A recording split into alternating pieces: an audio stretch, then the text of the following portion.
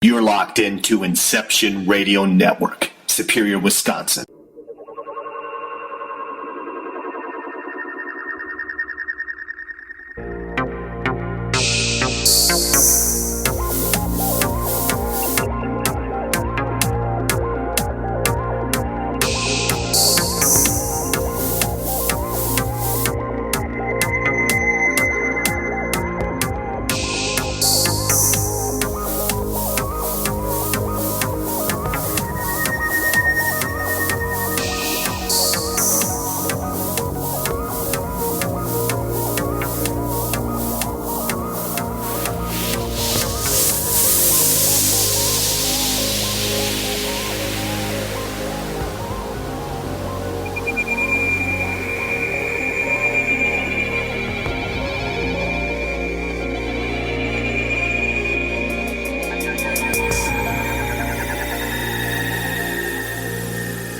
And now your host of California MUFON Radio, Lorien Fenton.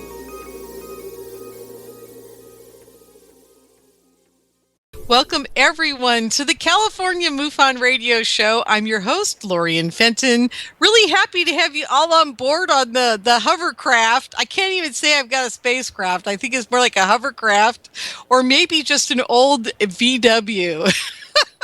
I don't know. But I'll tell you, folks, we got a really great show for you tonight. I've got Dr. Ardy SIXKILLER Clarke here with us this evening. She's going to be wonderful to interview. I've never met her before.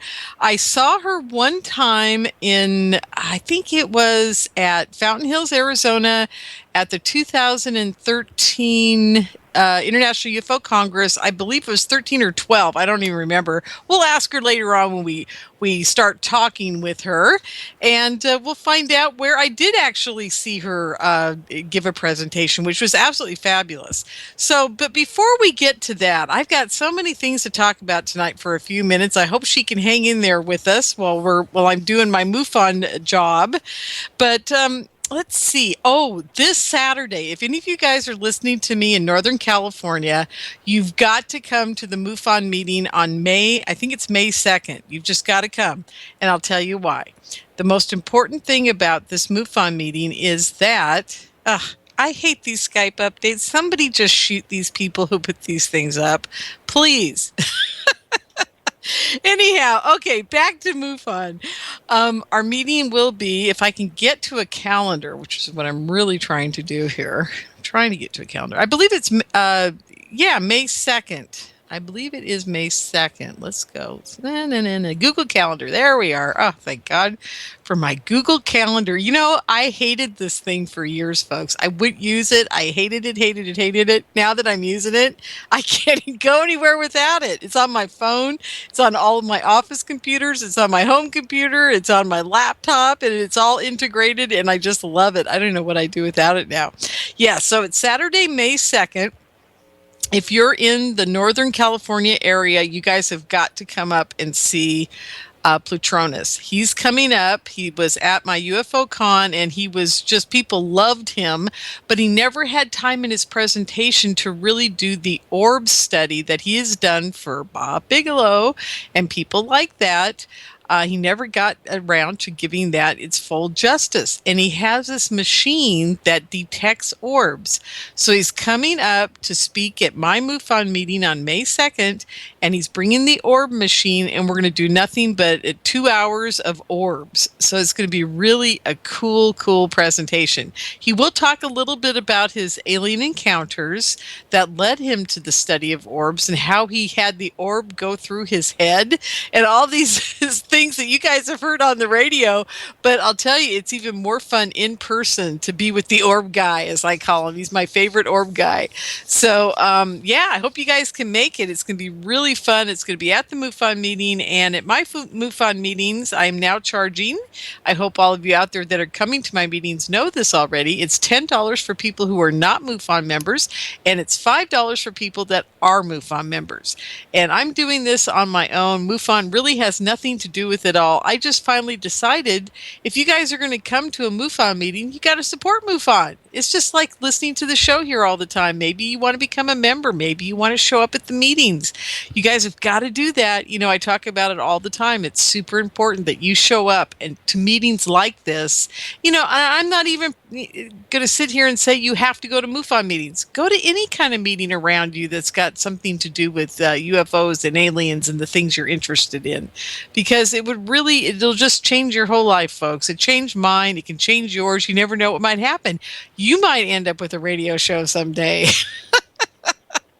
Not that it's, oh boy, I better not even touch that one, huh? Okay. So if you can make the meeting in Northern California, I highly suggest you be there. It's going to be really, really cool. Really cool. Okay. That's the number one thing I needed to take care of tonight. And let's see. The second was I had an amazing email from a woman named Sharon. I'm not going to say her last name, but she was very nice. And she said to me, I'm going to read it to you guys verbatim, except for a couple pieces of it. She said, "Hi, Lorien. You are the main reason I listen to IRN. I look forward to your show every week. You are a wonderful light, and I can tell you are an amazing soul." Thank you, Sharon. "Lately, I have heard your positivity dimming. I want you to know you touch people. I believe that you are also spreading a light, enabling the people that are asleep to continue to wake up to reality. You are a bridge in allowing so many people to explore things that they have been programmed to stay away from with your non-judgmental attitude. My intuition tells me we are at a turning point where there has to be a shift in consciousness for the transformation going on to the earth, and people like you are absolutely necessary." And that's just, Sharon, thank you so much for saying that. I really, really appreciate it, because as she said she'd heard my positivity dimming. And I wanted to address that tonight, because yes, it's been a tough year, folks. And I thought last year was bad, like 2013 going into 14 was bad. This year's been just a little more difficult, and it's always usually around money, as we all know. And I have moments, they're not often anymore, but I have moments during the last year where I really questioned whether I should even be on radio, be doing a MUFON group, producing conferences, doing all the things I do in the community, because frankly, I haven't seen any profit. As a matter of fact, I've done nothing but lose money on them all. So, having said that, I'm still doing it. And, this is part of the whole conundrum of the whole ball of wax, as I say. Are they driving me, or am I driving them, or am I driving my life, or are they in the driver's seat? I don't know, folks. I've been asking that question a lot lately. And the reason why is because I told you all about what happened on 1/11 when I was having one of those days. I had quit. That was it. I was done. I'd had it. I wanted to feed the cats properly again, and I want to get my goats. So, that was kind of like, that was the end of it all. And so that night, a spacecraft appears to me. For the very first time I've ever seen a spacecraft in my entire life. It has to appear on the night I'm getting out, right? So then I get home, and instead of being joyous about the fact that I finally saw a spacecraft, I'm mad. I'm really pissed off that they did it to me then when I was trying to get out, because they drew me back in. And they knew they were going to draw me back in. And it all goes down to this whole thing of what happened to me in 2011, where I'm sitting there and they put the sound of a helicopter in my head, or a helicopter actually did appear, or it was a UFO, making me think there was a helicopter out there. And I was just hearing it because the UFO was making it happen. Maybe that was a UFO. I just saw 3 orange balls of light in the sky, stationary, not moving over the house. Now, I have no idea what that was, because I couldn't see the outline of a spacecraft. But I'm telling you, folks, whatever is out there, they have a hold of me. And this is where it's very hard on a daily basis to understand where I fit in all this. Because now I'm aware of them.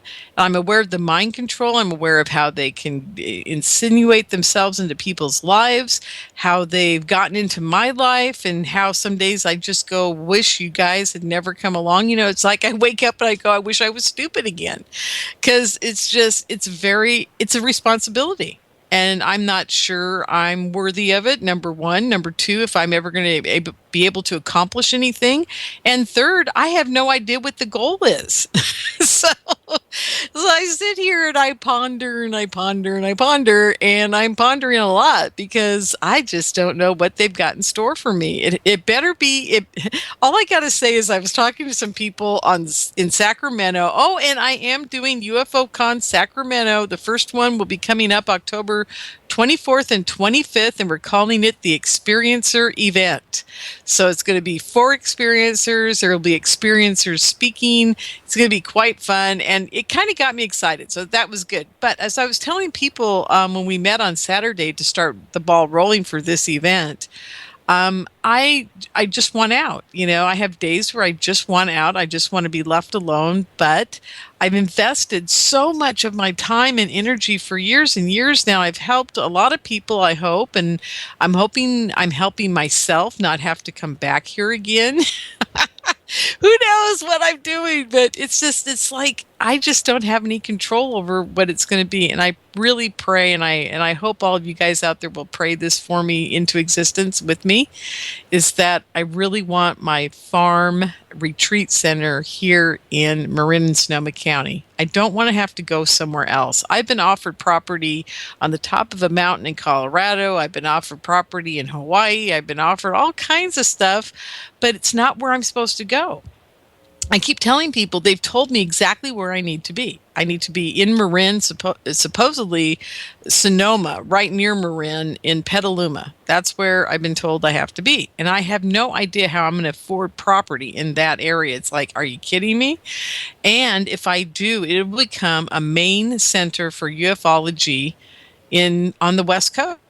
Basically in the world, because it'll be the only center of its kind. It'll be just for ufology. It'll be for it'll be a retreat center, so I'll have other people renting it for their events, but it'll be basically for MUFON and old retired ufologists. I'm going to build an apartment complex type of space on it for people like Stephen Bassett and Jordan Maxwell and people who have been in the community for long periods of time that are literally, and I'm not saying this about Stephen Bassett because I'm not sure his situation at the moment, but many of these people are homeless in a very, not homeless, but homeless in a way that they're one inch away from living in a car. So, and that's the way our community gets treated. You just get used, abused, and then if you don't make it, and there's no money to be made in it. So I don't know who would go into it even thinking there is, but, gosh, that makes me laugh. It's like, oh, we're all a bunch of volunteers to the Space Brothers. That's what it feels like. But there's no retirement plan. And that's where I come into play, because this is basically what they said to me in a download one day was like, yep, you're going to be the lady who takes care of the retirement plan. I'm like, okay, yeah, sure. When's it going to happen and where? So anyhow, I just thought you guys all might want to share that. And I really want to thank Shannon for sending me that email, because it got me thinking about it, and I decided it was time to share with all of you what's been going on in my personal life, and just get it, throw it out there. Maybe all of you can help me find that place in Marin, or find me somebody who is extremely wealthy, which, and in my heart of hearts, I don't know how many very, very wealthy people there are out there that are in the UFO community. But if they're listening, I could sure use some help and some support in getting this dream to come to fruition, because if I do, there'll be a place for all of us to have conferences and meetings and retreats and a place to live for the people that deserve it and have put in their time in here without a retirement plan. So this would be just wonderful. So I'd love to be able to do that for everybody, including myself, because I need a little tiny cottage, and I need a pottery shed, and I need to be able to make jewelry, pottery, and grow plants and have goats. Gotta have those goats. I want my goat soap. It's called UFO goat soap. That's what I'm gonna call it. So there you are, folks. That's what I want to do. That's my dream. I'm 57 now. I'm hoping it'll all happen by the time I'm 65 at the latest, because I want to retire right now. But 65 will be fine. I can do that.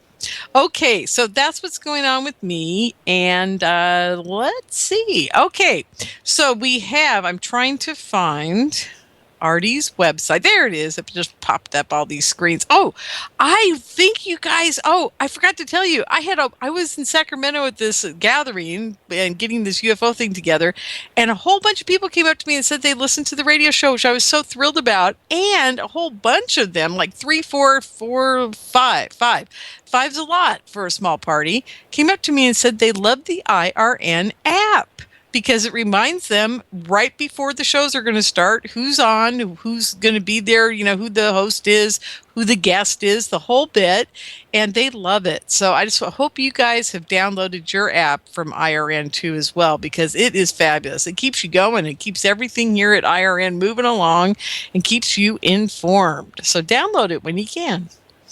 Okay, Ardy, are you with me, Ardy? I am. I'm listening to you. Oh, wonderful. I think that your story is what you've been talking about is so similar to a number of people I've met. Isn't it?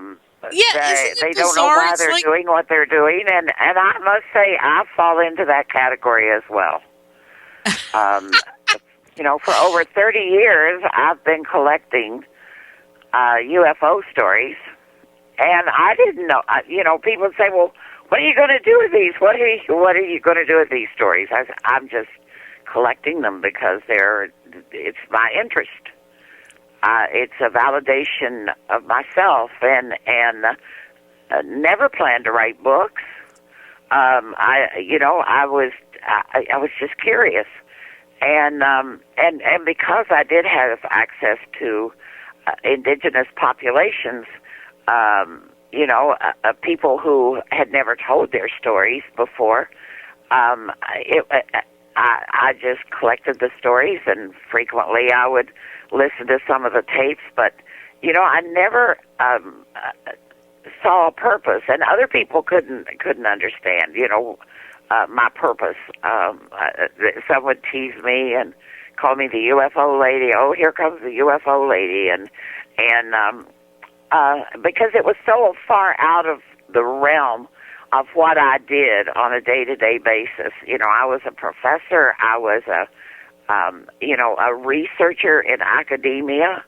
My expertise was with women and high-risk youth, and trying to prevent them from dropping out of school, and finding solutions to helping children who came from dysfunctional families. And so here I am, doing all this research and writing and teaching at a university, and on the side I'm collecting UFO stories, not having any idea what I'm ever going to do with them. Ardy, that is so amazing. And folks, I just want to let you know we've got Dr. Ardy SIXKILLER Clarke here with us this evening. And I was telling Ardy before the show that I don't like to read people's bios, so she just gave us some insight into her personal life that's wonderful. And I'm hoping, Ardy, that you might want to tell people more about the books you've written and what you've taught over the years. But it sounds to me like you were in social services. Is that correct? Well, I was in education, which is kind of a social service, because I was a teacher. I have degrees in English, history, psychology. I was a counselor. I'm a licensed family therapist. I have a doctorate in educational leadership, and so it runs the gamut. I started out as a high school English teacher, and I became a school administrator, a junior college administrator, and then came to Montana State University. Was the director of the Center for Bilingual Multicultural Education, where I was responsible for recruiting Native American students to come to Montana State University to study to be teachers and principals and superintendents of school districts, because of the lack of the number of Native people serving school districts on the reservation. And I've not only doing that, but finding money to provide them with scholarships so they could go to school. Oh, wonderful. And then, teaching and doing research. And then on the side, I was collecting all these stories, and I hadn't planned on doing anything with them. And shortly after I retired, I got a call to come out of retirement, and I was offered a position. It was a 5-year commitment to evaluate. A tribe had gotten a $5 million a year grant, and they needed an external evaluator to go in and do the research on whether this grant was doing what it was supposed to be doing. Gotcha. And I went back to D.C. and I met with the federal officials that were, telling me what they wanted this researcher to do. And when I got back, I went down to meet with the tribal group. It was an out-of-state tribal group. And while I was there, on my last day there, I had lunch with a group of women, all different ages, and something came up about UFOs, and to this day I don't remember how that conversation turned that way, but anyway, I started telling them some of the stories that I had collected over the years, and this one lady looked at me and she said, "What are you going to do with those stories after you pass?" And I said, "Well, I don't have any intention of doing anything with them." I said, "They'll probably be destroyed." And she looked at me and she said, "You have an obligation to do something with them." She said, "That's part of our oral history." And yeah. And so I thought about that a long time, all the way back to Montana. I'm driving, and I'm thinking, what should I do? She said, "You should write a book." Well, by the time I got back to Montana, I decided I didn't want to make a 5-year commitment with this tribe. I had paid my own way, so I figured I could still do that. I hadn't signed any contracts, and they hadn't put out any money. So I just contacted them and said, I really am not interested in a 5-year commitment. I'm going to write a book. And that's what I did, and that's how Encounters with Star People came to be, Untold Stories of American Indians. And then my second book is a follow-up. It's about indigenous people, mainly the Maya, in Mesoamerica, Sky people, and it tells the story of encounters in Mesoamerica, particularly in Belize, Honduras, Guatemala, and Mexico. And I was prompted to do research in that part of the world when, it goes back to the time I was 15 or 16 years old, and a teacher handed me a book called Incidents of Travel in Central America, the Chiapas and the Yucatan, by two 19th century explorers by the name of John L. Stevens and Frederick Catherwood. And they had gone to that part of the world after hearing rumors that these massive cities were located in the jungle. They were abandoned by a group of people, and all their colleagues just laughed at them. But they set out anyway and landed in Belize and went through Guatemala and Honduras and into Mexico. And I told my teacher after I read this book, I said, one of these days I'm going to follow in their footsteps. So after I retired, that was on my bucket list. I was going to follow Stevens and Catherwood's route through Mesoamerica. Wow. And along the way, I thought, well, why not find out? Eric von Daniken had made them all famous down there, saying that, that the Maya didn't build those cities, that, alien astronauts had built them. And so I just wanted to find out what the people in that part of the world had to say about his theory, and at the same time collect old stories about sky people and sky gods and little people and giants, and also collect contemporary stories. So that's the result of this second book. Wow. which came out this past December. And, Well, when I first saw you at International UFO Congress, what year was that? well, actually, I've never been there. I think you must have seen me someplace else. Oh, I maybe don't it get was invited to too many conferences. I don't know why. Yeah, I'm not even going to say anything, Ardy, because it's like I have a real hard time with the conference producers out there. I'm a conference producer myself, and I just put on a conference, and almost nobody on the list did anybody even know or recognize. Mm-hmm. And Well, I had people sometimes those are the individuals, that have the most fascinating stories. Oh my God! I was invited to that 2013 conference and came down with pneumonia and ended up in the hospital. And I had to pull out of the conference, and as a result of that, I haven't been invited back. But that's okay. I do a lot of interviews, and I do a lot of small gatherings. Like next Tuesday, I'm going to be speaking at the Jesse Marcel Jr. Memorial Library, and I'll probably have 50 to 100 people show up, But I like it that way because that way I can stay and meet every single person and shake every person's hand, and many of them want to tell me stories, and I like that. I like being able to share with people and to listen to what they have to say because, I know that when I used to admire people that were on a podium speaking about education or something, often they were unavailable to anybody. They'd run off stage and nobody ever talked to you, Oh, absolutely. And even if you saw them in the hallway, they wouldn't give you the time of day. But I try to do that. I set aside time. I don't care if I'm there till midnight. If somebody wants to talk, I'm going to talk. And you know what we do at my conferences, Ardy? You'd love this. You're going to have to come speak at one of my conferences because what we do is on Saturday night, we all go out to dinner with a whole bunch of people that paid a little extra to go out to dinner with you guys.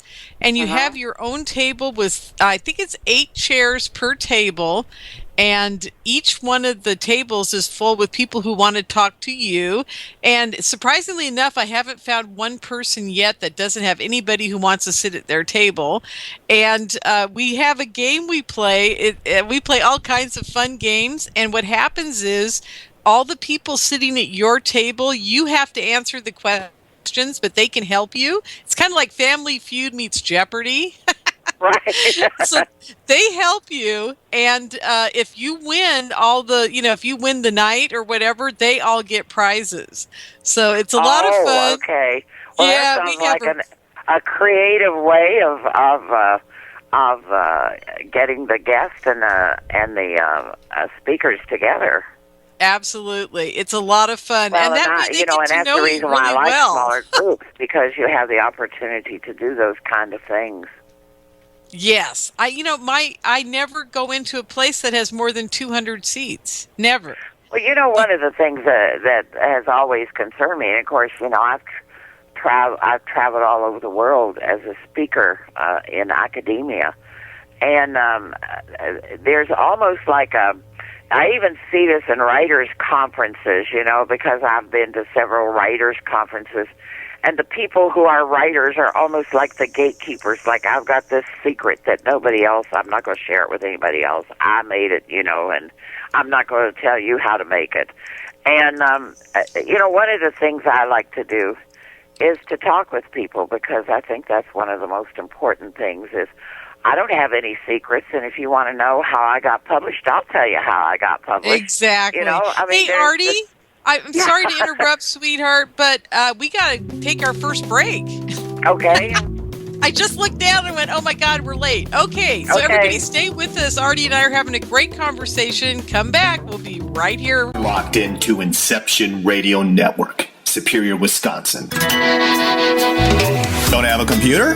Is your internet connection down? Don't worry. Use your trusty cell phone or landline and call into our listen line at 401-283-6700 to listen to the Inception Radio Network 24/7. Again, that call-in number is 401-283-6700. For the Inception Radio Network, I am MJ.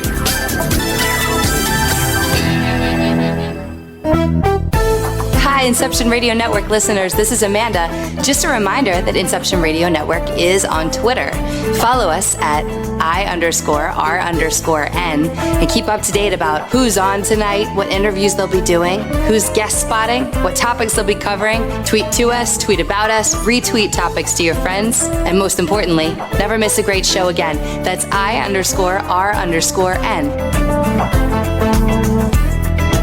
Do you have a smartphone? If so, Inception Radio Network is the best app for you. Available on iTunes, Android, Samsung, and most other app stores. Just search Inception Radio Network. With the app, you can listen live, check out podcasts of recent and past shows, view our videos, see what shows are coming up, who the guests are, and, via the chat room, send live questions to those guests. You know it makes sense. Check your app store now. Inception Radio Network. I'll see you there. Hello, IRN listeners. This is MJ saying hello and sharing an awesome secret I discovered. It's called DreamNuage.com. Fresh, raw, organic ingredients are used to create all their products. They are made in very small batches to ensure quality and freshness. Handmade in the USA, each product is created with care and with the finest organic ingredients. There are no preservatives, dyes, or chemicals in any product. Stop by Dream Nuage and relax. That's DreamNuage.com. Simple, raw, organic.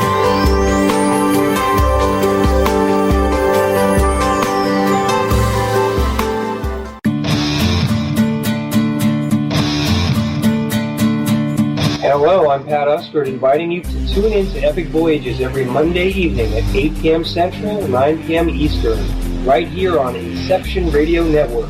To find out more about Epic and how you can become a member, visit epicvoyagers.com.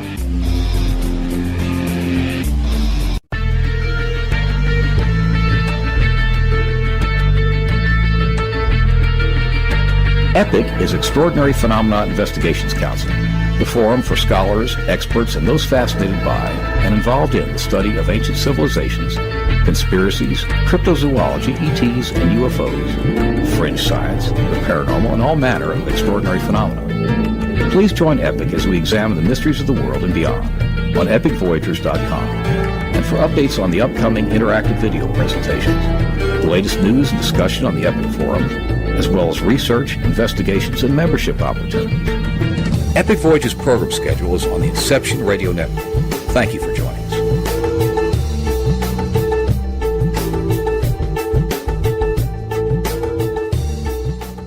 Howdy, this is Joe Mars. I'm inviting you to tune in to Epic Voyages, 8 p.m. Central, 9 p.m. Eastern, Monday nights, right here on Inception Radio Network.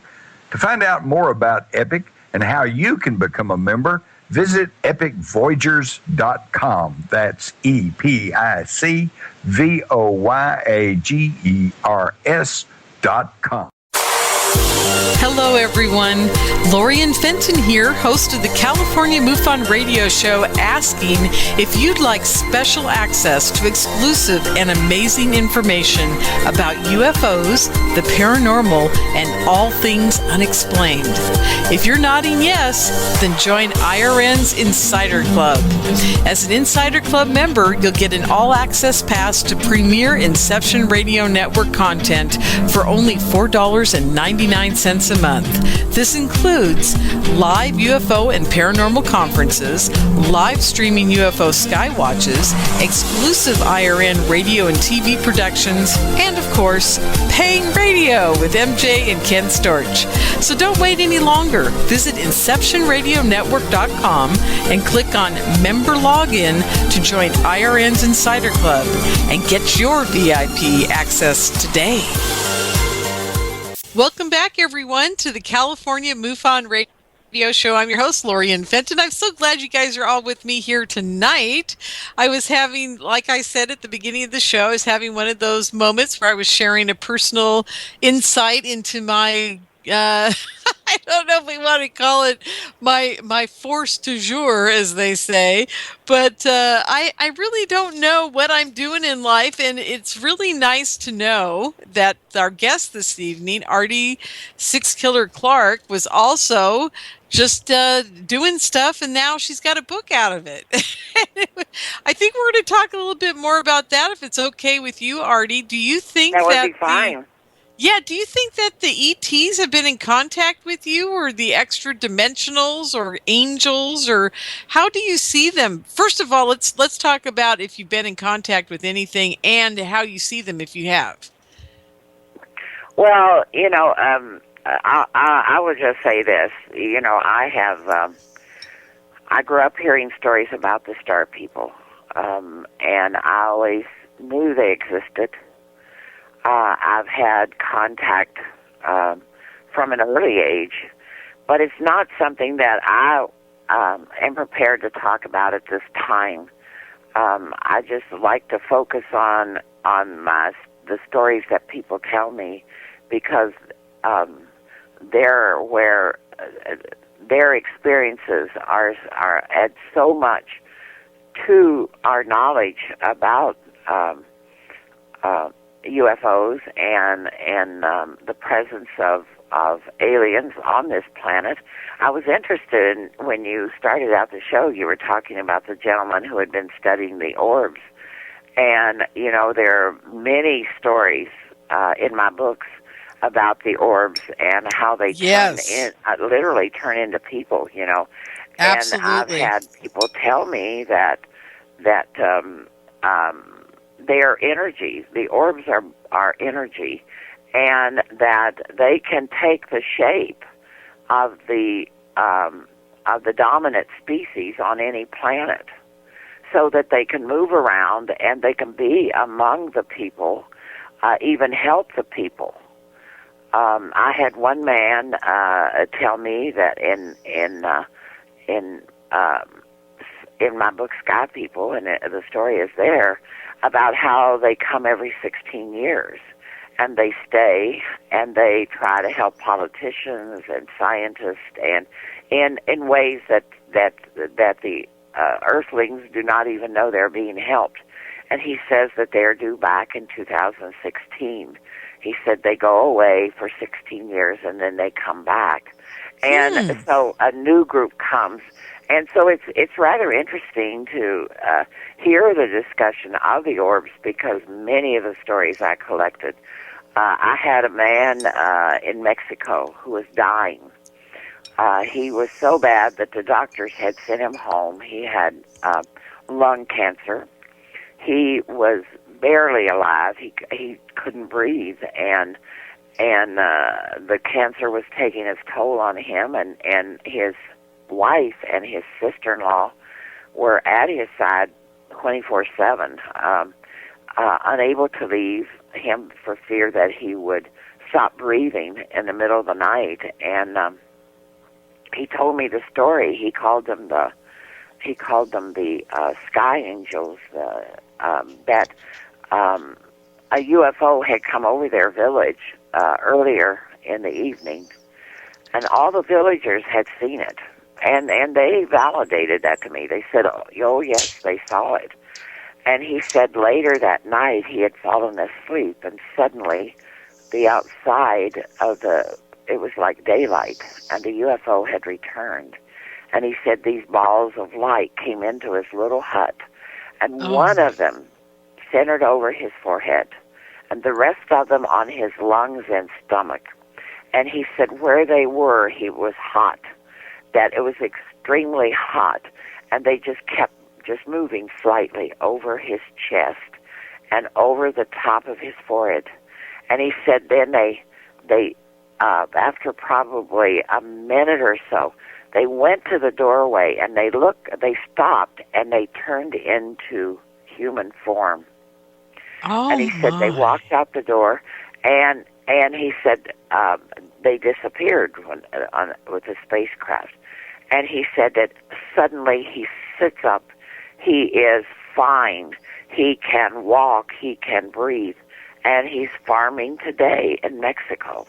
Oh, my God. And Ardy, now I got to say something real quick before it goes out of my old menopausal mind.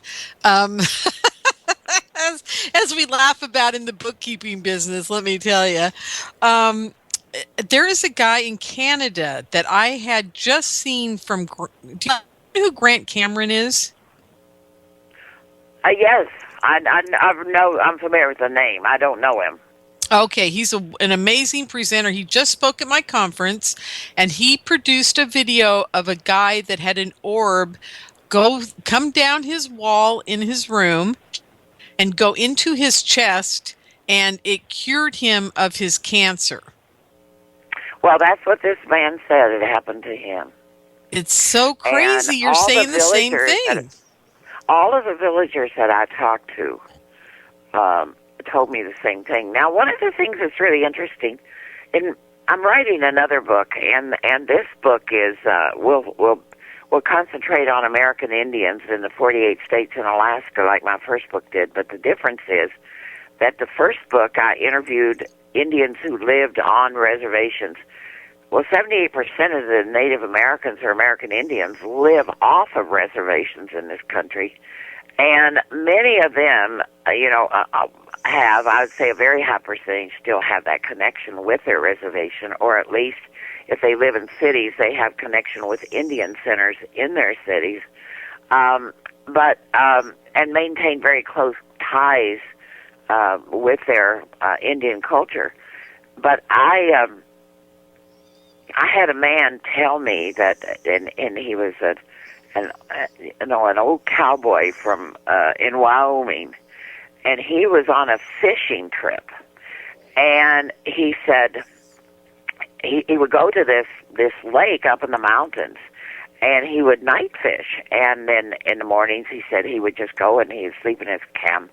He and his dog, they'd sleep in his camper when they got tired, and next morning he'd wake up and he'd drive into town and he'd have breakfast, and then he would go home and feed his chickens and water his garden. And he said that was a pretty normal activity for him 3 or 4 times a week.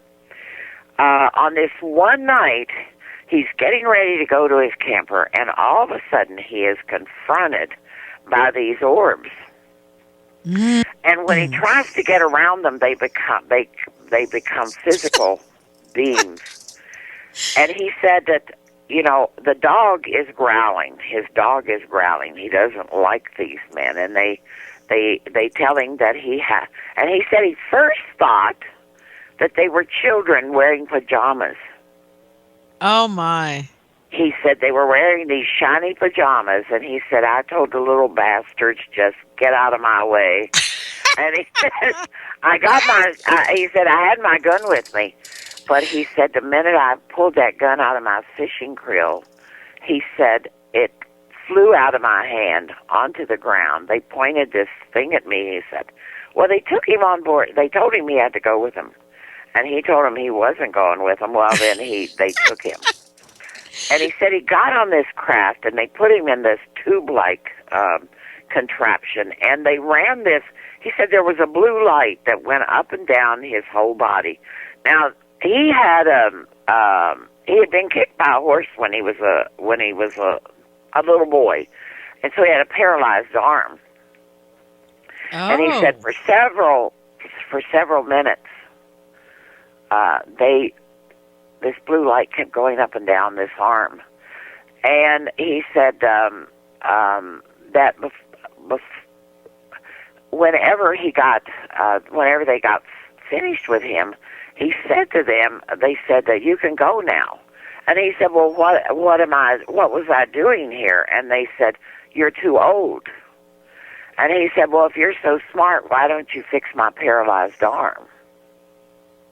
Oh. If you can come to this planet, why don't you fix my paralyzed arm? And they said, it's too late now for you. And I thought it was interesting, the story he told, so I went looking for research that where other people had been told they were too old. And, there are several people who have said that. Really? Who have reported encounters with aliens who have, after they took them on board their spacecraft, who said they were too old to be taken care of. Now, this man down in Mexico was in his 40s, but the old man out in the old cowboy in Wyoming was almost 70 years old. And so apparently age does play a factor. Well, does it play a factor in the fact that if they're trying to help us, there may come a point within our genetics that they can't do anything with us? Well, I don't know if all of them are trying to help us. Yeah, well, there's that I think too, that's the thing. it? I think that maybe he encountered a group that didn't help. Who knows, because he was a feisty cowboy. And, he was, you could tell he was, he had a gold tooth, and he told me, he said he got that one when he was 18 from a brawl in a bar, and somebody knocked his tooth out, so he got a gold tooth to replace it. And boy, so, this sounds he like was a feisty old man, and he said, so he challenged them, and so I'm not so sure that their intentions were benevolent. And from what I gathered from him, he felt that the encounter was rather hostile. They, took his weapon away. They forced him to go with them. All of these things that he felt. He felt hostility toward them, and so I don't know. I think there is a difference. I think the man in Mexico probably met somebody who was an alien group that were very benevolent, and saw the situation and because they had passed over earlier in the evening and came back to help him that night. It's interesting you said that because I have a friend named Phil Kava who's been on the show several times now. I got to get a hold of Phil. He had an alien come through a portal and hang over his wife, fixing her. She had cancer as well, and they were working on her, but she was younger. I think she was in her 40s, early 40s when this was happening. And it never occurred to me to figure out what age these people are that they're fixing right now. So you've brought up a whole new thing for me to have to inquire about when people talk about this to me, because it's fascinating. I'm going to have to see if there's anybody over 45, 50, maybe 55 that's getting fixed, and if only the people they're fixing are under a certain age. So well, when I was when I wrote my first book, I met a grandmother who told me, that they didn't bother her because she was too old. They weren't interested in old people, she said. Well, that's kind of nice. And I thought that was rather interesting, but then I encountered this man, and so, I start doing some research, and I discover that a number of people have reported that they were too old, that they were released or told to go away because they were too old. It's very interesting. I have another friend, though, that kind of breaks the mold on this. I know she's older than me, and I'm 57. I know she's got to be at least 60-something, and they're taking her every night. So I don't know what they're doing with her. Yeah, every night practically. Yeah. I'll tell you one of the most interesting stories I have ever heard is a story of a woman who told me that when her daughter was about 18 months old, she was traveling home from work, and she gets out on this highway. She lives maybe 20, 25 miles out of town. Her husband had built this house for them because he never wanted them to be homeless, and he was killed in a car wreck before the daughter was even born. And so she stayed in this house despite people who wanted her to move into the city where she was closer to her work. And her mother took care of the baby during the day while she worked. And she said she was traveling home one night, and her car stopped along the side of the road. And she said she saw this light in the distance, and she thought it was just a car parked along the side of the road or something that was broken down, and never thought anything about it.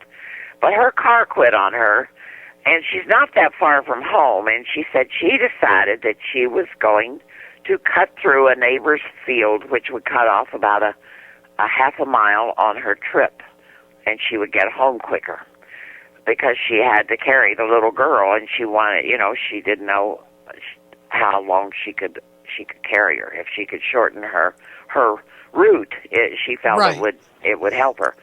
So anyway, she's traveling along, she's walking along through this field, and she hears this voice that says, "Your daughter doesn't belong to you." And she said she is just terrified. And she said she screams, "My daughter belongs to me." And they said, "No, your daughter does not belong to you." She said she gets home, she just races home. Wow. And she said, there's her car sitting in the driveway. What? And she said she sits down and she's crying, and she looks at her watch, and she's lost like 2 hours of time. Doesn't know where in the world it went. So the next day she goes to work, and she's afraid to come home, but she has to come home. She has no place else to stay. So for the next week, she travels this highway, and she makes sure she gets home before dark. Then the next time she is, one night she's late coming home from work, and same thing happens to her. And they take her on board this spacecraft, and she's aware of it, and they tell her that this child, they said, you and your husband were married for many years and couldn't have children. We made it so that you could have children. Now, when she is 17, she's ours. Wow. And she is just beside herself. She says, I don't know what I will do if I lose my baby. And the girl was 14 at the time she told me this story. Well, in 6 months I saw her again, and every time I would go back to that part of the Southwest, I would go see her because I was so interested in her story, and I gave her my phone number so she could also call me, because I wanted her to go to counseling, but she wouldn't do that. She said, I'm telling you because I need somebody to talk to. So I gave her my phone number, and she would call me quite often, maybe 3 or 4 times a month, and we'd talk maybe an hour or two on the phone. So I go back one day, and she tells me, they told me I can go with her. Oh. And she had completely changed her demeanor. And she said, she told me the wildest story you could ever imagine. She told me that this alien group was building a civilization, but they were taking these girls that were born on that particular time, that were the same age, that they would all be going. They would be collecting them from all over the world. And their mothers, and they only chose women that they knew were going to be single mothers. So they apparently knew that her husband was going to be killed in that car wreck, or were already single. And ones who had no cousins or any other relatives except perhaps a grandmother. And this little girl did have a grandmother who cared for her. And she told me all 3 of them were going. And I said, well, where are you going? And she said, well, they're populating a planet. Oh, my. And they're going to take us there. And it was the most bizarre story. I'm following this story for 3 years, and then, so the last time I saw her, she said to me, she says, well, I probably won't see you again. She said, they will be coming soon, And So the next time I'm there, I go to her office and she's not there. There's another woman sitting behind her desk. And I said to this woman, I asked where she was, and she said, well, she quit her job. I've had this job a couple of weeks. She quit this job a few weeks ago. Really? And I said, well, do you know where she went? And she said, no. As far as I know. So I went to the personnel office. They said, no, she just left. She didn't even leave a forwarding address. So I went to this nursing home, or to this community center where her mother, the grandmother, would go. And I asked the elders there. Nobody knew where she was. I asked everybody oh for my God. 2 years if I even thought they might know this woman or have a connection with her. And nobody. I even went to her tribe. Really? Went to the tribal, yeah. Nobody knows where she went or where she is. That is just absolutely, that is so phenomenal, Ardy. I can't, it's like, gosh, why aren't they doing that for us? I want to go to some new planet. Maybe they'll give me goats. Well, I've heard other people, I've had other people tell me that a lot of the people who are missing around the world, and what do they say? About 2 million people go missing around the world a year. Yeah. And out of that 2 million, 1 million of them are easily explained. That 1 million of them are victims of foul play or runaways or, right, or want to get lost. But the other million are people who fall into a different category, and those are people who some ufologists believe are people who are taken and don't return. Now, some of those stories have been told, and I've been told stories where they ask if you want to go away and go with them. Oh, gosh, wouldn't that be nice? Oh, I'd give anything for that to happen. Well, I don't know if it would be nice or not. If you believe in the movie Cocoon, I suppose that it would be nice. But if an alien came to me and said, "Do you want to go with me?" I don't know if I would say yes or not. I wonder what your listeners would think. Yeah, that's interesting. In the last half hour of the show tonight, we're going to do questions, and let's see what kind of questions come up about that. We have about another 30 seconds or so before our next break, Ardy, so I'm just going to throw something out here. If they came to me and said, Lorien, we could take you to a new place, and you could make your goat soap and pottery and jewelry, and you could have a good time, I'd be like, yeah, I'll be there tomorrow. Oh, the only problem would be for me I think I have to have more conditions than that. Well, it would have to be an oxygen-breathing atmosphere. That would help. Oh, and be young again. Oh, be young again. I hadn't even thought about that. But, to me, that's not as important as how am I going to get my cats there. I've got 2 cats that I've got to be able to transport as well. So we'll see what happens. Okay, folks, stay with us. We got another hour with Ardy here. It's going to be fun. So hang in there. We'll be right back. You're locked into Inception Radio Network, Superior, Wisconsin. Don't have a computer? Is your internet connection down? Don't worry. Use your trusty cell phone or landline and call into our listen line at 401-283-6700 to listen to the Inception Radio Network 24/7. Again, that call-in number is 401-283-6700. For the Inception Radio Network, I am MJ.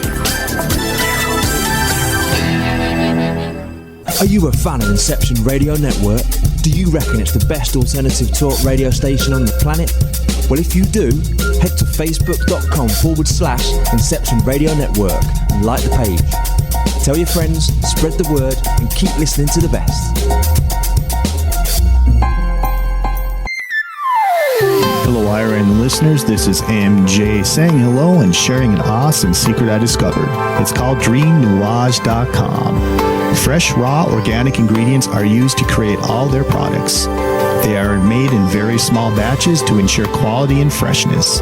Handmade in the USA, Each product is created with care and with the finest organic ingredients.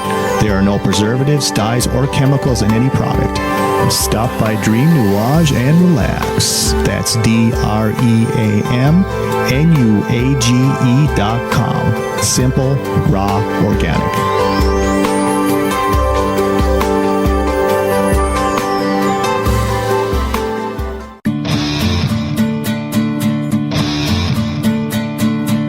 Hello, I'm Pat Usford, inviting you to tune in to Epic Voyages every Monday evening at 8 p.m. Central, 9 p.m. Eastern, right here on Inception Radio Network. To find out more about Epic and how you can become a member, visit epicvoyagers.com.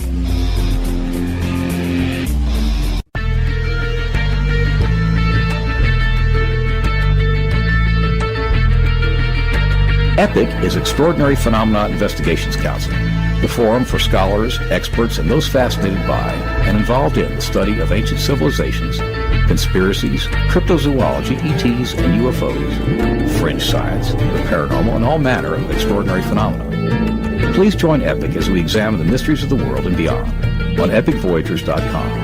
And for updates on the upcoming interactive video presentations, the latest news and discussion on the EPIC forum, as well as research, investigations, and membership opportunities. Epic Voyages program schedule is on the Inception Radio Network. Thank you for joining us.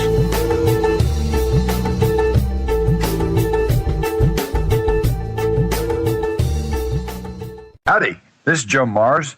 I'm inviting you to tune in to Epic Voyages, 8 p.m. Central, 9 p.m. Eastern, Monday nights, right here on Inception Radio Network.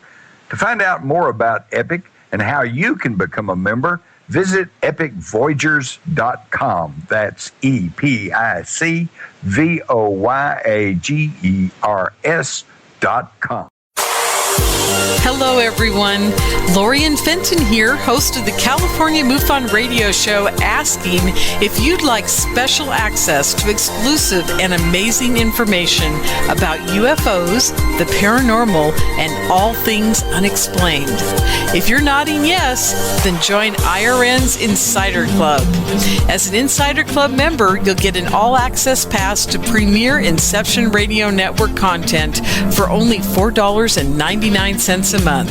This includes live UFO and paranormal conferences, live streaming UFO skywatches, exclusive IRN radio and TV productions, and of course, paying radio with MJ and Ken Storch. So don't wait any longer. Visit InceptionRadioNetwork.com and click on Member Login to join IRN's Insider Club and get your VIP access today. Welcome back, everyone, to the California MUFON Radio Show. I'm your host, Lorien Fenton. Oh, I forgot to tell you guys about the MUFON Symposium again tonight. Oh, my gosh. Okay, MUFONsymposium.com is where you need to go to check that out.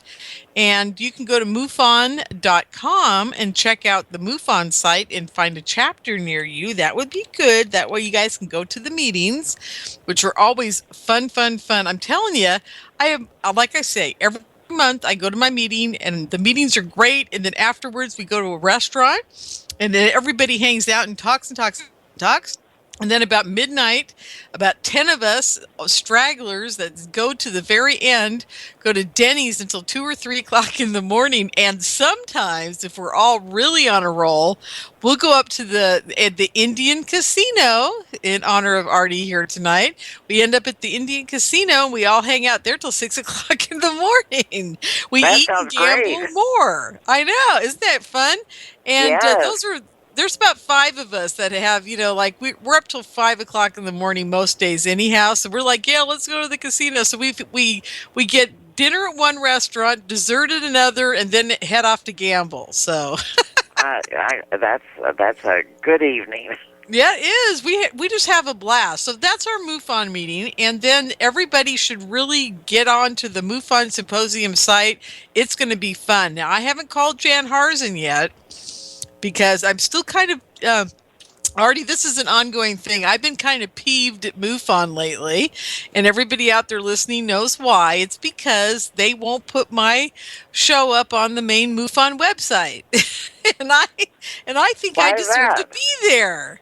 So I'm trying to get everybody that listens to my show to email or call the main office and say, please put Lorien's show up on the main page of the website along with the other MUFON shows, because she deserves it. And that's what I'm looking for. And I'm hoping that somebody will do that. I haven't gotten a nasty phone call from anybody at MUFON yet. So obviously they're just taking notes. I'm sure they'll get back to me at some point and say, why did you tell all these people to call us? You know, I can hear it now. But, hey, it'll be fun. I hope I can get up there on the site. That'll be a lot of fun. So, anyhow, back to Ardy. Ardy, we were talking about men over the break. I'm not going to go into big details about all this, but I was going to say at one point during your talking earlier on about the guy with the gold tooth, the old cowboy, Right. that I should have made him husband number 4. And Oh, wow. yeah, we were laughing about that, folks. That was pretty funny. Because those are the kind of guys I like. Guys that stand up to aliens and don't take any guff. You know what I mean? Absolutely. Well, he was a one of a kind and a jewel, you know, and the kind of man that you'd like to take home with you. Oh, yeah. See, now what happened? I should have been there for that alien encounter. But I anyhow, know. so now you've written all these books, and my question to you is, are they all with Native Americans, or do you have a few stories that aren't Native American? And I think you said that at the beginning of the show that not all of them were, right? Well, my first book was strictly American Indians that lived on reservations. My second book is indigenous people from Mesoamerica or Central America. Right. My third book, the one I'm writing now, that will come out sometime, I think, in late this fall, will be about American Indians who do not live on reservations. And I hope my fourth book will be about non-Indians. Over the years, I've collected hundreds of stories from people who are not Indian, but who live on reservations or happen to hear me, you know, be at a conference where I am. They're not Indians, but they have stories to tell, and they tell me their stories, and some of them are just, I mean, there's amazing stories out there that people have never told. I know. And, you know, Ardy, at our last conference, I was saying earlier in the show that not very many of them were well known. I think Grant Cameron was the most well known, and Michael Horn. I brought Michael Horn in, the Billy Meyer guy, and they were the only two that anybody would even have a chance of recognizing. The other 8 were people no one had even heard of before, and they blew the audience's mind because they told all the stories of their encounters and their UFO experiences and their alien contact experiences, and they were from so many different perspectives. It was absolutely amazing. And people were blown away. They kept saying to me, where do you find these people? I said, I don't. They find me. And then after I get to talking to them for a while, I tell them, do you know how to use PowerPoint? And they go, no. And I say, well, I'll show you how. It's super easy. And once I show them, they put together these amazing PowerPoints. They get up on stage, and you know what? They're articulate, they're clear, they're concise. They tell their stories just like they happened. It's always wonderful. It blows people away because these are just people off the street. These aren't people who want to be speakers on the UFO circuit. No. These are people that have encounters. You know, that's the kind of people that come to me. You know, people. You know, I was sitting in a bar in Alaska, and I had gone there. They had this sign outside that said it was the best hamburger in the USA, and I went into this bar to get myself a hamburger at lunch. And it was storming. I mean, I was stranded there, and this woman comes in, and she walks over to my table, and I watched her walk in because she was struggling with the door because the wind and the snow was coming in the door, and she was struggling. She was a small woman, and then after she got the door closed, she turned around and bowed to everybody in there, and they all cheered for her. So I knew that, you know, she was from the community and that everybody knew her. She walks over to my table. She takes her gloves off and her coat off, and she puts them on the chair, and she says, you're the woman that collects these stories about UFOs. Well, I'm not Indian, but I'm not Native Alaskan, she said. And I'm not Indian, but I have a story to tell, and I'm going to tell you a story. And she told me one of the most amazing stories you've ever heard, and that's happened to me over and over and over again. Well, when I talked to my publishers, I said, I'd really like to publish a book about the people I've met out when I'm traveling, when I'm speaking, that they are not indigenous, they're not Native Americans, they are not Native Alaskans, they're not Hawaiian natives, they're not indigenous at all, but they are people who seek me out to tell me stories. And I said, I'd like to write a book about them. And they said, well, we think you ought to stick with, telling stories about indigenous people. But I'm just, I feel like I have to tell these stories. So I'm going to, after this third book is out, I'm going to tell the stories. I've written about some of them in, like Fate magazine and some of those things. Sure. I've told some of those stories already. Because it's just, I think their stories need to be told too. Well, what's interesting, Ardy, is that people find the right people to tell the stories. Now, I find that fascinating. How come they're not telling, Joe Butcher? They seem to find all of us. Now, they don't come to me necessarily for me to write their stories, but they come to be on my radio show. And people find me in the most bizarre ways I've ever even in my life. I'll just be at this is a funny story. I was at Trader Joe's, which is a little organic grocery store kind of chain here in Marin, and one day I'm standing in line, and this guy behind me, I said, "Oh, I've got to go," and he goes, "Why?" And I said, "Because I got to check out real quick. Can I cut in front of you?" And he goes, "Why?" And I said, "Because I got a radio show in 15 minutes." And he goes, "Oh, really? Which one?" I said, "Oh, I'm on Inception Radio Network. You probably never heard of him. It's called California MUFON Radio." He looks at me and he goes, "You're Lorien Fenton." And I said, "Yeah, I am." And he goes, "Oh my God, it's so nice to meet you." And yeah, so I meet this guy in line and he started telling me his whole UFO experience, and I was like, "Hey, I just don't have time. I've got to get home and do the show." But we connected after that, and he told me his story, and he said he felt so much better, and he finally had someone to talk to about it. Isn't it funny how they find us? I think that's a lot of it, because a lot of the people just don't tell anyone. They're just afraid of being humiliated, but I think that's changing, don't you? No, I don't. Really? No. Explain to me why you don't think so. I guess maybe I'm in a bubble, of people that are all UFO talkers. I think the people who have real encounters don't share them. I mean, you look at the people that tell the stories that I write about, or even the people that I have interviewed that are not in those books. They're not people that come out and talk about their experiences, because it's one thing to say, "I saw a UFO." Yeah. It's another thing to say, "I was abducted," or I met this alien, and this is what happened to me. So, yeah, I think people are more open about saying, "I believe in UFOs. I saw a UFO. I've seen several UFOs." But when it comes to talking about their experiences, they are so private, they are so intense that they don't speak about them. I just read a story the other day that was released out of I think it was Chile. Oh, okay. And a group of miners saw a UFO come over their mining complex. It was a copper mine. And one of them recorded it. They kept the recording hidden for over a year because they didn't want to be made fun of. And finally, they were talking about it one day, and their boss heard them, and he said, "Well, could I see it?" And when he saw it, he was so amazed, he said, "You need to turn this over to the authorities." Okay. So they took the film, and they turned it over to the authorities, and the authorities said, "This craft is not man-made.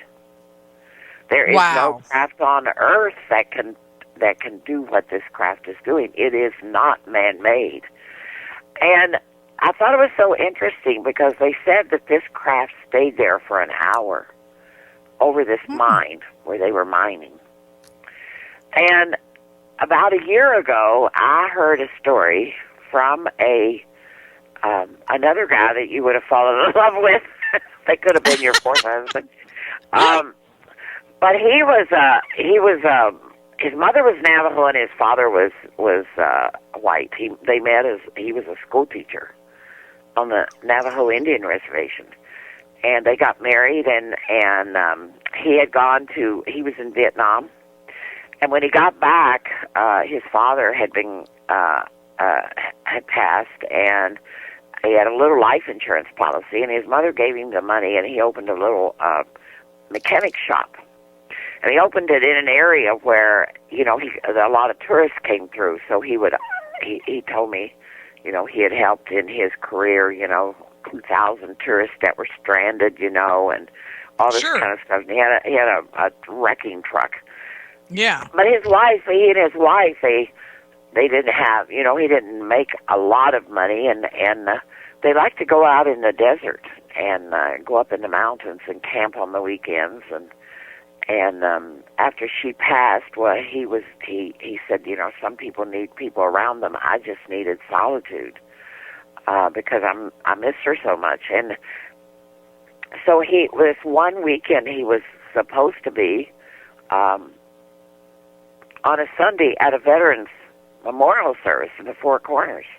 Oh, okay. But instead of going there, on Friday, he closed his shop early, and he went up into the mountains and decided to camp out, and he would leave Sunday morning and go over to Four Corners.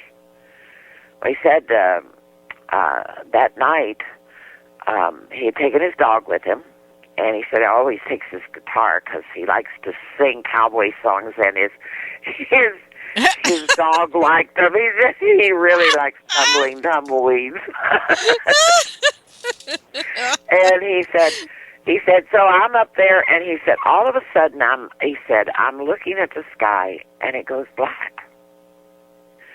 And he said, but on the periphery, he said, suddenly I realized that a spacecraft, he said, like this was the mother of all spacecraft, had blocked out the stars. And he said, shooting out of these stars, oh my God, shooting out of this thing were these balls of light that he felt transformed into these smaller spacecraft. And he said he lay there until it was gone, and he said that he went to bed. The next morning, he packs up everything. He and his dog have breakfast. He packs up everything, and he's leaving the site. And he says he comes around, he's on this dirt road that led up into these hills, and he comes around this sharp turn, and down below he sees this spacecraft parked, and he sees two different types of people. He sees a smaller alien and a larger alien. The small aliens are going into this abandoned copper mine. Now you see the copper and the copper? Yeah. Chile, they see them over a copper mine. Here he was with these going into this copper mine. And they would bring out these rock samples, and they had a machine, he said, that they would put these samples under these taller ones, would put it on, and they would reject some, and they would take the others. And he said there was another spacecraft that was drilling in the ground, and it was taking soil samples. He said, now, keep in mind, this is in a really remote area. They had no fear of anybody seeing them because people just don't go out in this part of the country, and travel in this part of the country. And it just happened to be a place that he and his wife particularly liked, and they had found it when they were young and first married, and that's where he kept going to. But he was very concerned about this. He said he stayed, he watched them until they were gone. He said he went down to the location where they were. There was absolutely no sign that they had disturbed anything. He said he didn't go into the mine because this mine had been abandoned for years. He said half a century it had been abandoned. But he is very concerned because he believes that this group of aliens are looking for resources on other planets other than their own, and they probably have the ability and the skills to take it whatever they want. Oh, sure. And so he's very concerned about it. And he thinks, and he's formed this group, they call themselves the Star Commanders, and they're out there, watching the sky and, going to keep track of what these aliens are doing, but he's very concerned. Oh, Ardy, you've got to introduce me to these Star Commanders, because I'm going to be coming... No, seriously, well, they're all I'm Vietnam laughing veterans, because... and they're just wonderful men. And they tell these wonderful stories, about... Oh, I've got to meet them. They're going to be part of... I'm doing a little tour in July, and I'm going through the Four Corners area up into Utah and doing some interviews for IRN and for my new website that's coming up. And I would love to interview these guys, and yourself, of course, as well, and we can just all have a good time. I think it'd be a lot of fun. Well, I'll have to contact them because they are... you probably could run onto them if you... when I travel, I don't have a I don't I don't either, I'm going to really. be here one day and there the next day. Yeah, the because only reason if I have to have a you calendar... miss out on so many stories that people have to tell. Yeah, wonderful. You I was just have going to to say, be open. Ardy, the only reason I have a calendar is because I have a job, so I hate to say it, but I have to be back for work on time. Well, that's it. That's the advantage of being retired, because I'm a retired, I'm a Professor Emeritus at MSU, and so I'm retired, so I have all the time in the world. I can do whatever. Except my chickens, but I got my neighbors take care of my chickens. Oh, great! So now that's what I was going to ask you. Do you live on a farm, or do you live in the city? No, I live out in the country. I've got a few acres out here, and I got chickens and a dog and a cat, and but I garden, and wonderful. I do all those things that. But yeah, I like my chickens. Well, Everybody it's interesting about my chickens, but I supply the neighbors with chickens with eggs. I mean. Oh, great! I was going to ask you: now, are these eating chickens or laying chickens? Oh no, they're my girls. They're my laying chickens. I'll probably have them until they all drop over dead because I can't kill them and eat them. Oh my God.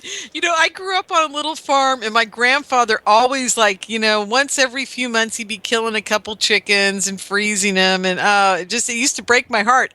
And I tell this story on my show sometimes. On Thanksgiving, when I was 16 years old, they killed the turkey that I had been playing with, and I actually had it on a leash walking it around the neighborhood at one point. It was like a pet.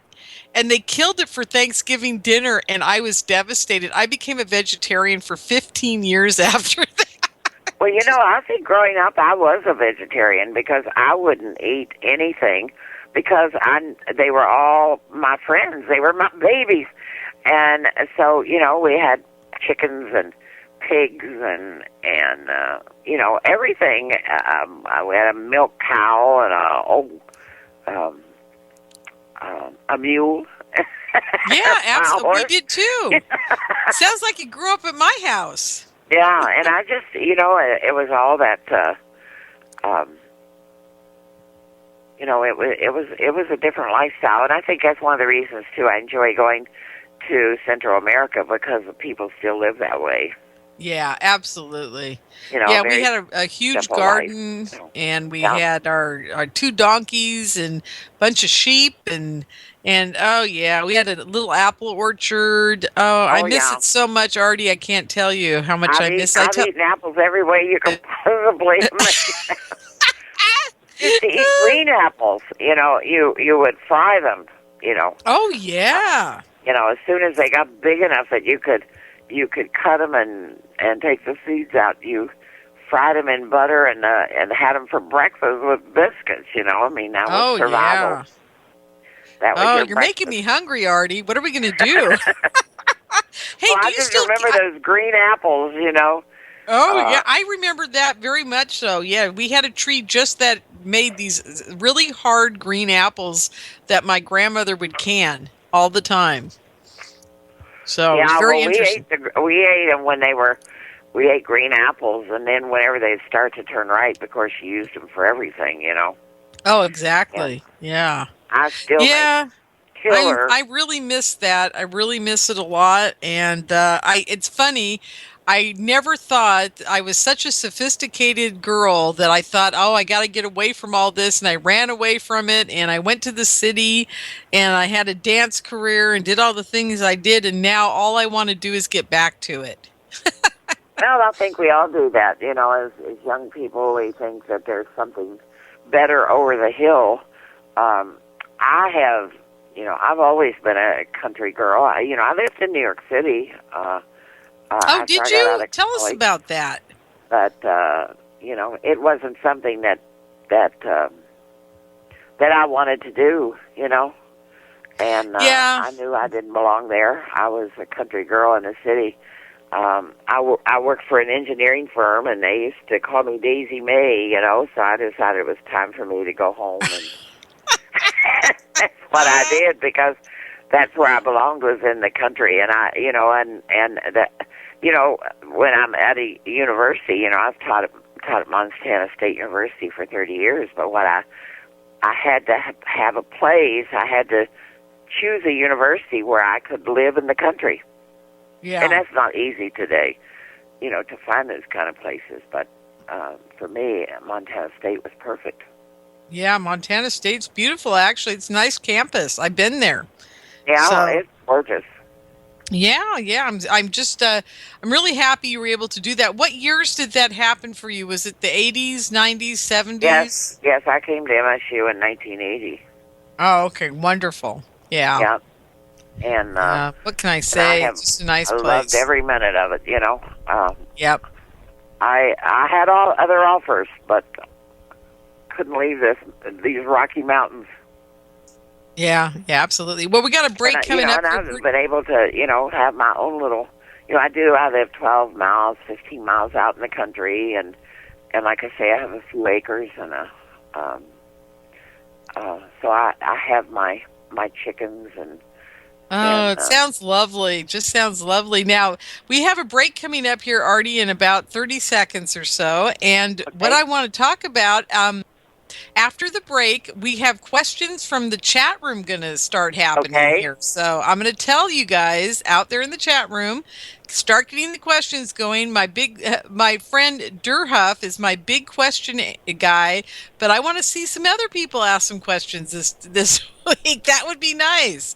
So everybody stay with us. Questions from the chat room as soon as we get back with Ardy SIXKILLER Clarke. We'll be right back. You're locked into Inception Radio Network, Superior, Wisconsin. Don't have a computer?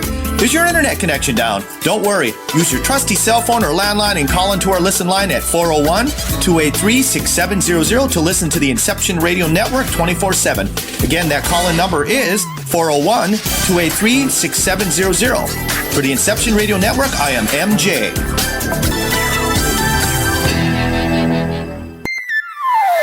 Hello, IRN listeners. This is MJ saying hello and sharing an awesome secret I discovered. It's called DreamNouage.com. Fresh, raw, organic ingredients are used to create all their products. They are made in very small batches to ensure quality and freshness. Handmade in the USA, each product is created with care and with the finest organic ingredients. There are no preservatives, dyes, or chemicals in any product. Stop by Dream Nuage and relax. That's DreamNuage.com. Simple, raw, organic.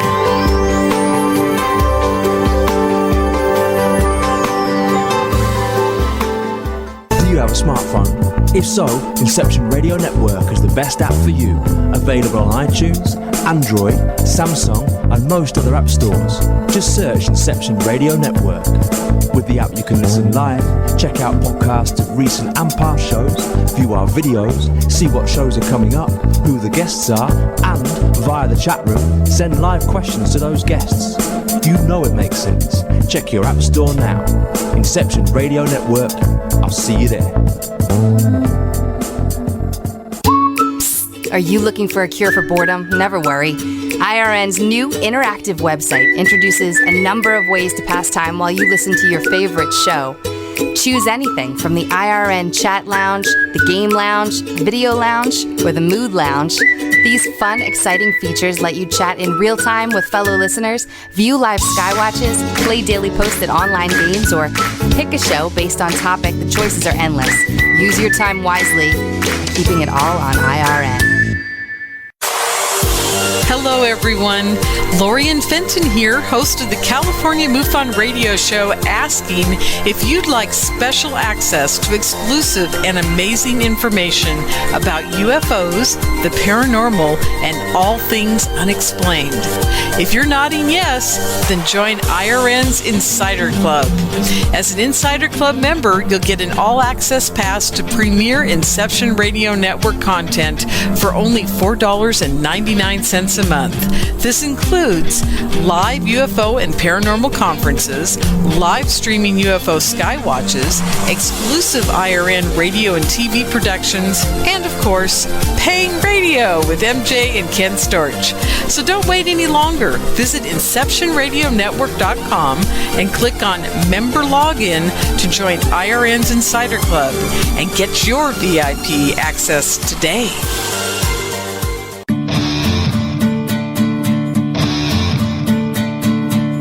Hello, I'm Pat Usford, inviting you to tune in to Epic Voyages every Monday evening at 8 p.m. Central, 9 p.m. Eastern, right here on Inception Radio Network. To find out more about Epic and how you can become a member, visit epicvoyagers.com.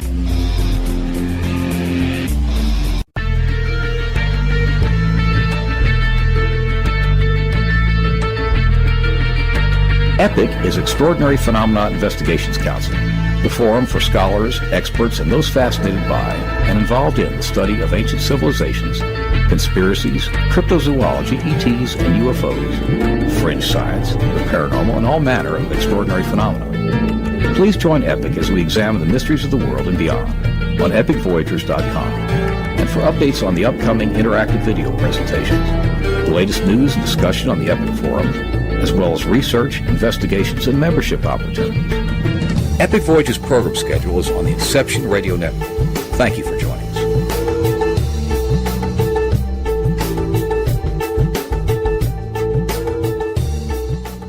Howdy, this is Joe Mars. I'm inviting you to tune in to Epic Voyages, 8 p.m. Central, 9 p.m. Eastern, Monday nights, right here on Inception Radio Network. To find out more about Epic and how you can become a member, visit epicvoyagers.com. That's epicvoyagers.com. Welcome back, everyone, to the California MUFON Radio Show. I'm your host, Lorien Fenton. We're here tonight with Ardy SIXKILLER Clarke. That's Dr. Ardy SIXKILLER Clarke, I must say. I got to put that doctor in front of there. It's very important. And she's working on all kinds of new material, and I'm going to, I'm so excited to have met her tonight.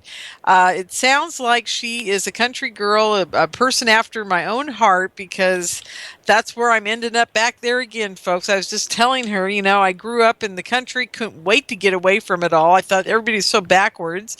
Headed to the city, had my career, done my thing, and now all I want to do is get back to the country. I've come full circle, folks. That's what's happened to me. Well, you guys know what time it is. Oh, but before we do that, Ardy was telling me about an interesting person who was doing a little bit of research, and he's mentioned to you, Ardy, that some people go into the woods in this area, and some of them come back and some don't. He said that I met him in Death Valley, and I had moved away. I had my camper. I was camping out in this national park, in the national park there, and I had left and gone out away from the park and the noise of the park, and I was just sitting there watching the stars, and he came out of the darkness and said, you know, are you watching for UFOs? And he began to tell me this story about that he told me he was a watcher. And I said, well, what does a watcher do? And he said, well, I watch the skies. I watch for the aliens. And he said, and he pulled out this book, and he had in this book, he said, this is an area where a lot of people are abducted. And he said, so I keep a record of every abduction I see. And he would write down, of course, he didn't know the people who were being abducted, but he would write down their approximate height and weight, the date of the abduction, and what they were wearing, and if they were returned or not, and what time they were returned. Oh, and I said, how did you get interested in such a thing? And he said, well, when he graduated from high school, he and his friends, he was from that area, and he and his friends had come out to Death Valley to celebrate, and they were all abducted. And what happened to them, just was life-changing. One of the women was never able to have children. One of the couples that were there, boyfriend and girlfriend, married, but their relationship didn't last, and they attributed to the UFO. One of them committed suicide, and wanted all the things that they had gone through. So he was drafted and went to Vietnam, and when he came back, couldn't find a job, and basically, he would work at odd jobs, and he tried to bring his friends together and talk about that night, what happened, and for a while it worked out. One of the women is in an elder's home. She has Alzheimer's, and he says she drives the nurses crazy talking about UFOs, and of course he knows why, but and he goes to see her, but they're all in their late 60s and early 70s, so these are people who have had a lifetime change. And so he and his friends set about this, where they would watch, they were going to keep track if they heard of any abductions or if they heard of any missing people in that area. And so they've been doing this for half a century almost. Well, not that long, but 35 years. And so he showed me this book, and it was just amazing. And he said, of the people that he had watched being abducted, that only 2 did not return. And he said that they were both young men, and he had a description of them, but he said, nobody ever came here looking for them because he had the information. I said, well, have you ever tried to warn people to, not wander off at night around this, desert campground? And he said, well, I tried to, but the officials told him if he kept scaring people that he couldn't come there anymore.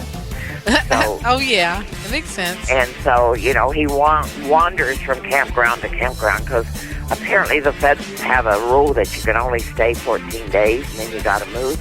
And That's so right. He goes from one place to another, And but I understand your listeners have some questions, so maybe yes. Oh, I'm sorry. Gosh, I'm so fascinated by that story. I couldn't believe it. Okay, here we go, folks. Let me get into that part of the chat room here. And why can't I make it scroll for me? There we go. Finally. Okay, here we are. The first question is from Durhuff in the chat room. He says, does Dr. Clarke have collected data on the differences between the Hopi experiences and the Lakota experiences? Are there any differences between the two tribes and their alien experiences? Well, I think there are. You know, the Hopi has a much stronger connection, it would appear, than the Lakota. Although the Lakota, you know, it depends on who you talk to in the tribe. But there are those who say they come that originally the Lakota came from another planet, where the Hopi say they came from underground. So, but again, you know, I'm only speaking for, say, one or two people elders that would tell you that, and the others would say, oh no, we came out of Wind Cave.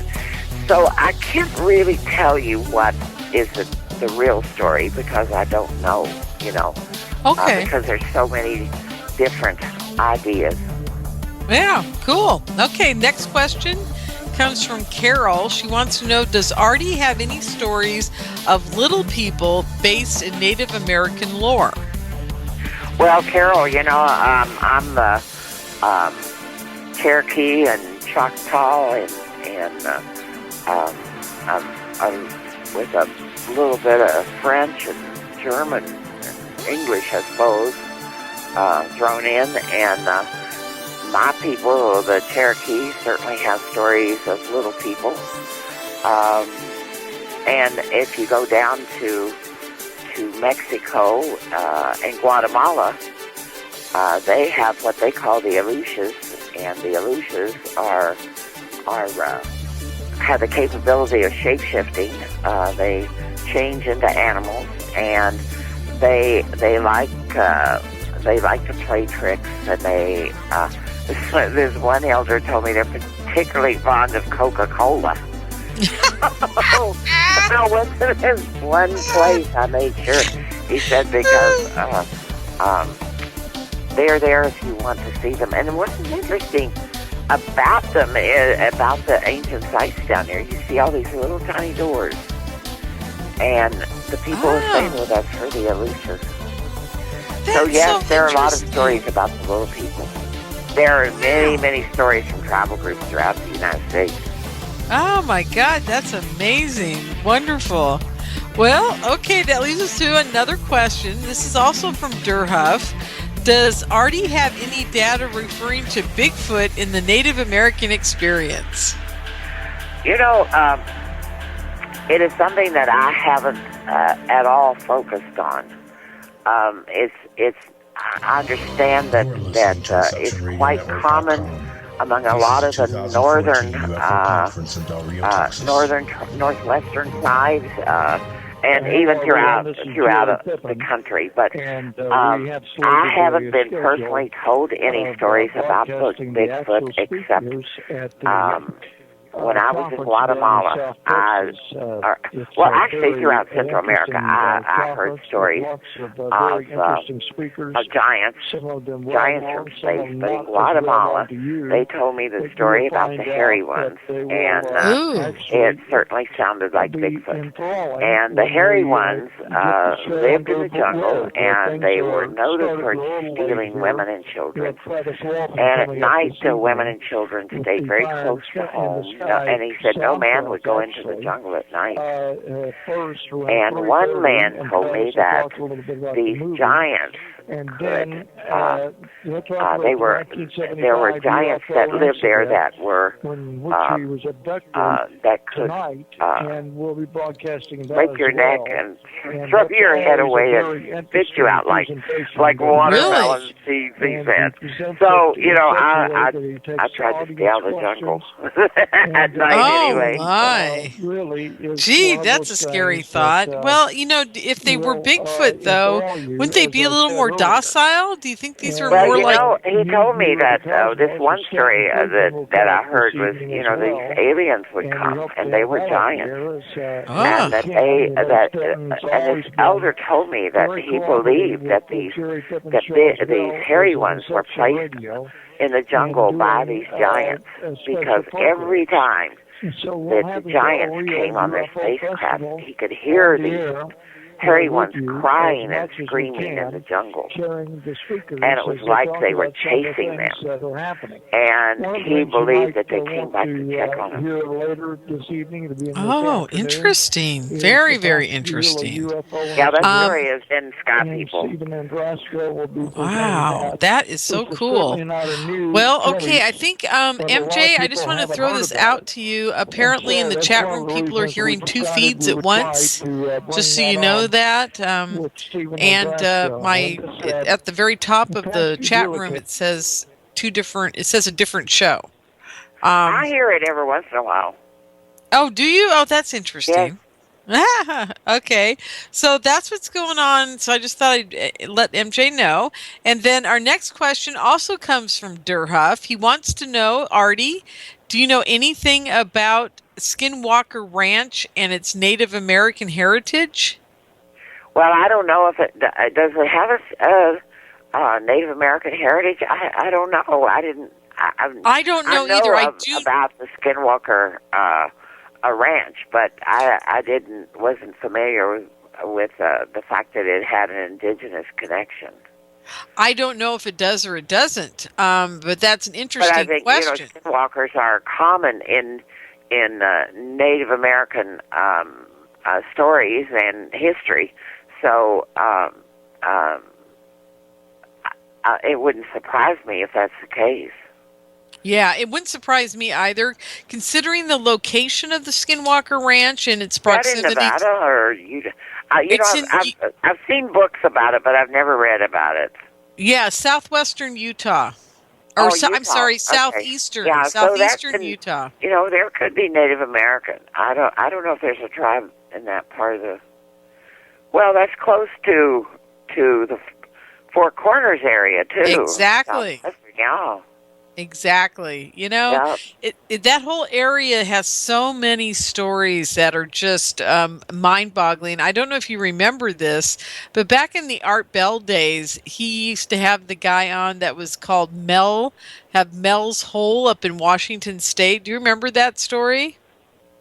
Well, I never listened to Art Bell, so I'm not. I know of his work, but Oh my God! Well, there was this guy named Mel Waters that lived up in Washington State that supposedly had an endless pit on his property, and then the government came in and seized it, and all kinds of things happened. And then I found out later that it was all contrived and a made-up story.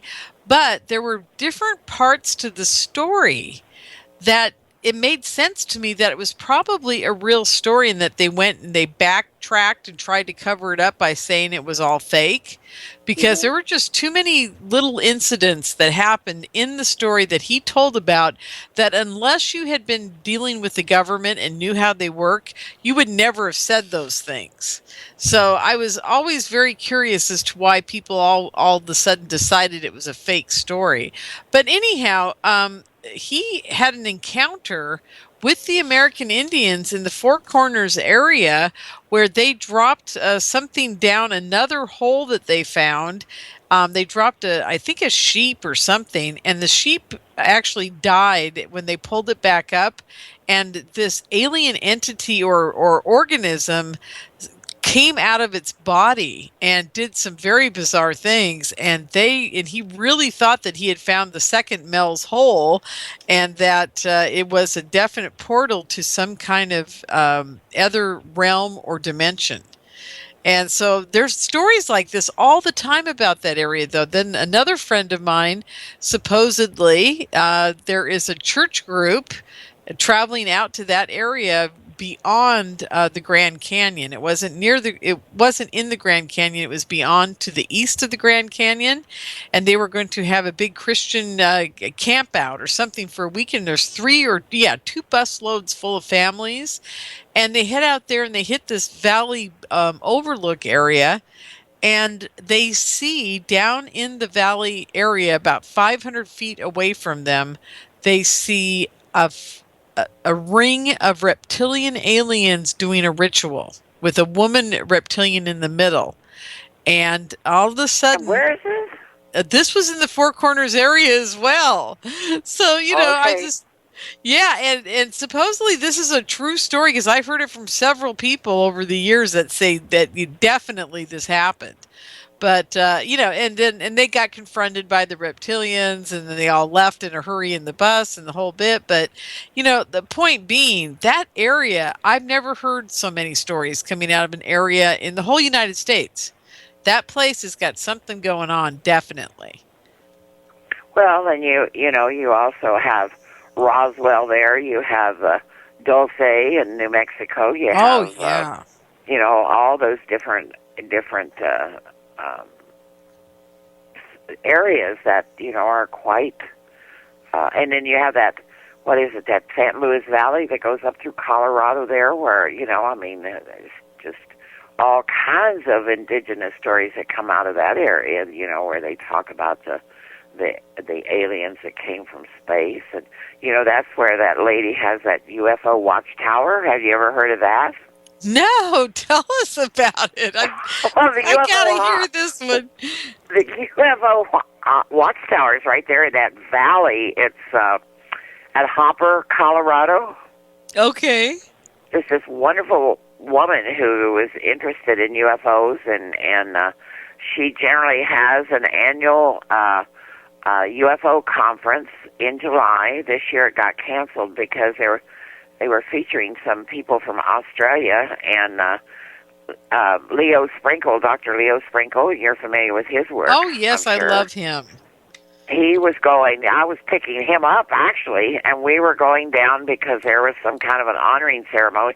Well, anyway, all these women from Australia couldn't come who are UFO researchers, and so she actually canceled the conference, but it's held every year in July, and it's called the UFO Watchtower in Hopper, Colorado, and at night they have all these.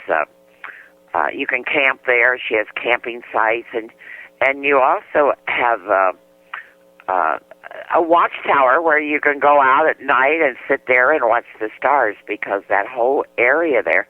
That's where Christopher O'Brien wrote all about that area. I'm sure you're familiar. Oh, yeah, I know his work. Yeah, definitely. He wrote about that area there, and just amazing stories that come out of there. So that is something else that's really worth your time if you ever, those of you who are listening out there, if you ever get a chance to go or even go to her conference, you can look her up on the internet. Well, I've got her site pulled up already, you guys. It's UFOWatchtower.com. Check it out. Yeah. I don't see anything about an upcoming conference. No, it was canceled this year.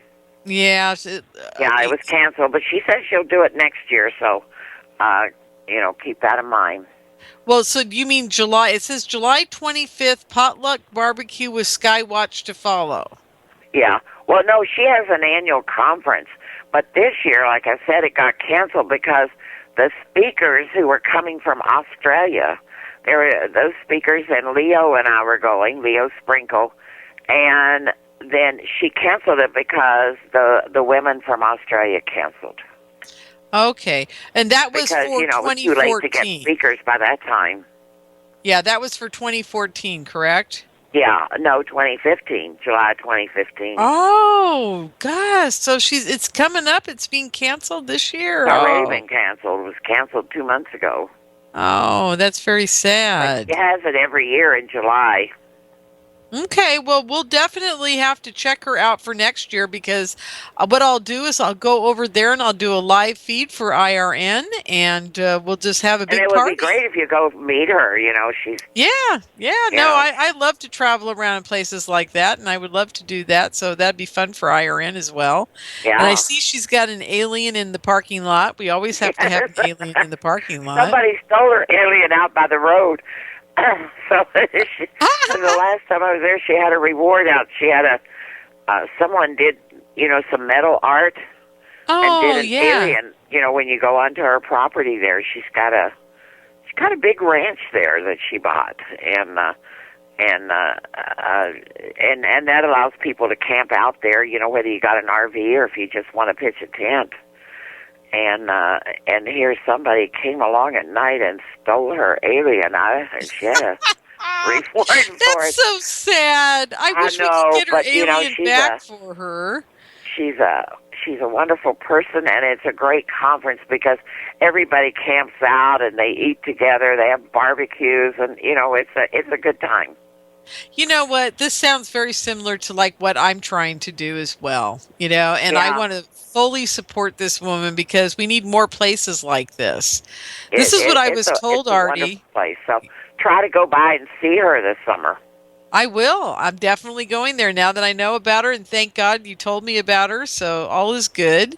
And love it. So we just have a few minutes left in the show. Is there any place besides your website where people can buy your books and just kind of get... Well, just Amazon.com, and of course the publisher, new page. Okay. They sell the books directly, and then... Barnes & Noble has them in their bookstore and also on their website. So, so now you're going to promise me that this summer you're going to work on your third and your fourth book, right? Right. Well, I'm almost finished with this third one. Great. I had all the stories written, and it's just a matter of going through and editing and publishers have these restrictions, like it can't be more than it has to be at least 90,000 words and can't be more than 95,000 words, and all these kinds of limitations. So what you have to do is, after you sit down and write your book, then you got to go through and say, well, how many words do I have, and where do I cut, and which chapters do I take out, or because I just sit down and write, and so I'm in the process of doing that now. Good. Now, and your website, let's see, journal, you got a journal here. And make sure anybody out there who wants to write to me, and, if you want to tell me a story, if you've read my book, you want to comment, anything, Ardy at SIXKILLER.com, feel free to write me. I don't have a staff. I read every email, and I answer you. So, wonderful. I love that. I answer every email. Might take a while, but I answer them. Great. So, that's Ardy. It doesn't take a long time, 2 or 3 days. This summer might take a little bit longer because I have a cabin up in the mountains where I plan to retreat to, and when I do, I don't have internet. And so so you'll be I come down to the valley maybe once a month or twice a month, and I'll catch up with you then. Okay, great. So that's Ardy at SIXKILLER.com, everybody, so you know where to find her. And she's got great stories, great books. Please buy them. They're going to be fun to read. I can tell you that right now. And I want to thank everybody for being here with us tonight on the California MUFON Radio Show. And thank you, Ardy. And everyone have a great week. You bet, dear. Everybody have a great week. We'll see you next time.